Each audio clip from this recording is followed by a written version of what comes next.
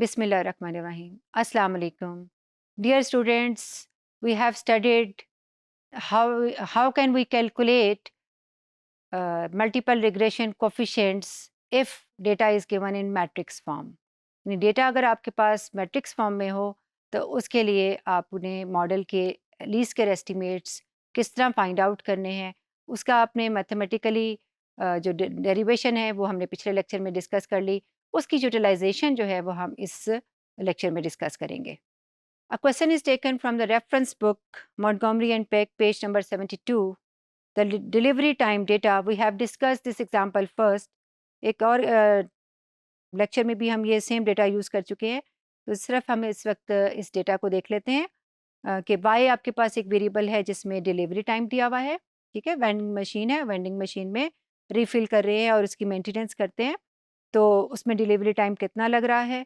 x1 जो है number of cases कितने उसमें डील करते हैं, प्रोडक्ट्स कितनी उसमें लॉन्च करते हैं, और x2 जो है उस वेंडिंग मशीन का डिस्टेंस कितना है आपकी प्रोडक्ट्स के साथ.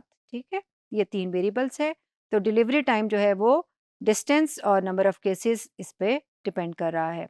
ये आपके पास डेटा है जिसमें आप देखिए कि एक्स का जो मैट्रिक्स है उसमें पहला कॉलम 1 का है.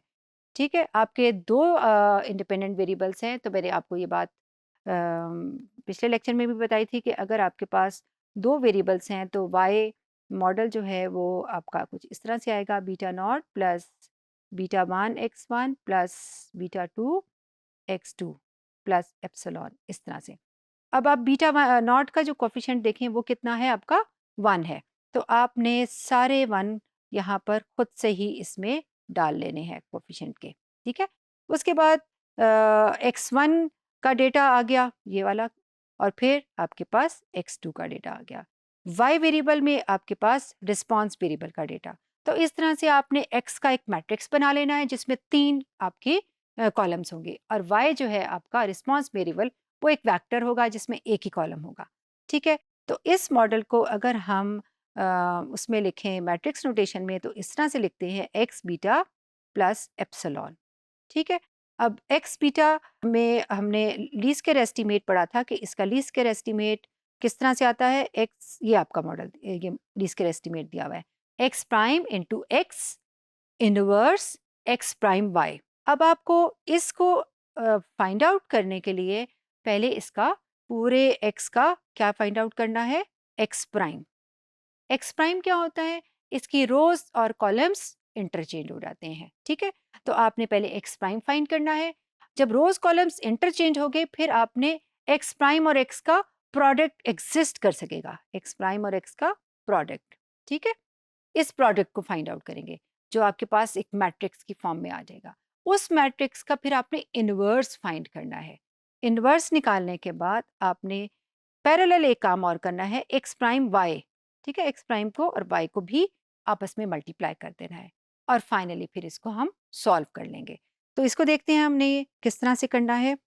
ये आप देखिए एक्स प्राइम और एक्स का जो मल्टीप्लाई करने के बाद, ये देखें एक्स प्राइम का, ये सारी वैल्यूज़ मैंने यहाँ नहीं लिखी हुई चूँकि उसमें रोज़ जो हैं वो कॉलम्स 3 थे, तो जब हमने रोज़ और इंटरचेंज कर दी कॉलम्स तो इसमें रोज़ 3 हो गई. ठीक है, ये रो 1, रो 2 और रो 3, और इसमें कॉलम 1, कॉलम 2 और कॉलम 3.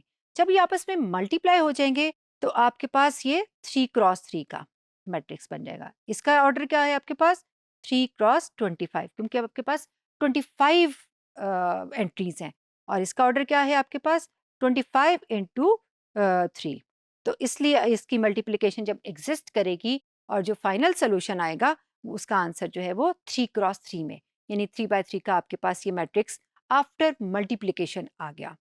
ठीक है, उसके बाद आपने क्या करना है, इसका इनवर्स भी फाइंड करना है, और उसके पैरेलल मैंने आपसे कहा था कि एक्स प्राइम वाई, ये उसी एक्स प्राइम यानी कि आपके पास 3 रोज हैं और 25 कॉलम्स हैं. ये आपके पास एक्स प्राइम का मैट्रिक्स है और ये वाई का गिवन मैट्रिक्स है, इन वेक्टर है. इस गिवन वेक्टर को और एक्स प्राइम को आप मल्टीप्लाई करेंगे. अच्छा, इस वेक्टर का ऑर्डर क्या है, इसके पास 25 एंट्रीज हैं तो 25 रोज होगी और एक ही आपके पास इसका कॉलम है. तो जब मल्टीप्लिकेशन इनकी करते हैं तो आपके पास रिजल्ट आ गया 3 क्रॉस 1 का. अच्छा, ये 3x1 किसका है? x प्राइम y, इसका रिजल्ट आया हुआ है। अभी आप पीछे देखिए कि आपके पास x प्राइम x का जो आंसर आया था वो 3x3 का था और इसका ऑर्डर क्या है? 3x1। इसका मतलब है कि फाइनली इसकी लास्ट में जब हम कैलकुलेशन करेंगे तो वो कैलकुलेशन एग्जिस्ट करेगी। अब आपने क्या करना है? x प्राइम x का इनवर्स फाइंड करना है, ठीक है जी? तो इनवर्स आपने ये फाइंड कर लिया, यहाँ पे इस तरह जैसे इनवर्स लिखा हुआ है। अब इसका इनवर्स फाइंड करेंगे और ये आपका x प्राइम y का रिजल्ट आया हुआ है। इस इनवर्स को इससे मल्टीप्लाई किया तो फाइनली आपके पास ये 3 रिजल्ट्स आ गए। 3x1 का वेक्टर आया। इस वेक्टर में जो पहली वैल्यू होगी वो किसकी होगी? बीटा नॉट की, ठीक है जी? यानी कि बीटा नॉट हैट ये इसमें इस तरह से आएगा और नेक्स्ट जो है वो बीटा 1 हैट और फाइनली बीटा 2 हैट। इस तरह से आप इसका मॉडल जो है वो इसमें लिख सकते हो, ठीक है? किस तरह से लिखोगे? ये फर्स्ट वैल्यू आ जाएगी, ये भी प्लस में है, ये भी प्लस में है, तो दोनों वैल्यूज़ जो हैं वो x1 और x2 के साथ मल्टीप्लाई होने के बाद इस तरह से आप इसका मॉडल लिख सकते हैं, ठीक है जी?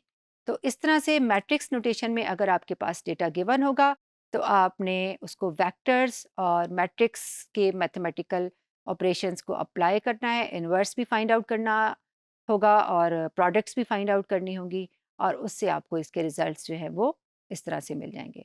अगर हम इनकी नॉर्मल इक्वेशंस बना के सॉल्व करते तो भी कर सकते थे, लेकिन चूंकि आपके पास सिर्फ 2 रिग्रेसर्स थे तो नॉर्मल इक्वेशंस को हैंडल करना आसान है। अगर नॉर्मल इक्वेशंस ज़्यादा हो जाएं, अगर बीटा कोफिशिएंट्स ज़्यादा हो जाएं, तो फिर हमें मैट्रिक्स को ही यूटिलाइज़ करना पड़ता है ताकि कैलकुलेशंस जो हैं वो ईज़िली हो जाएं। Thank you so much.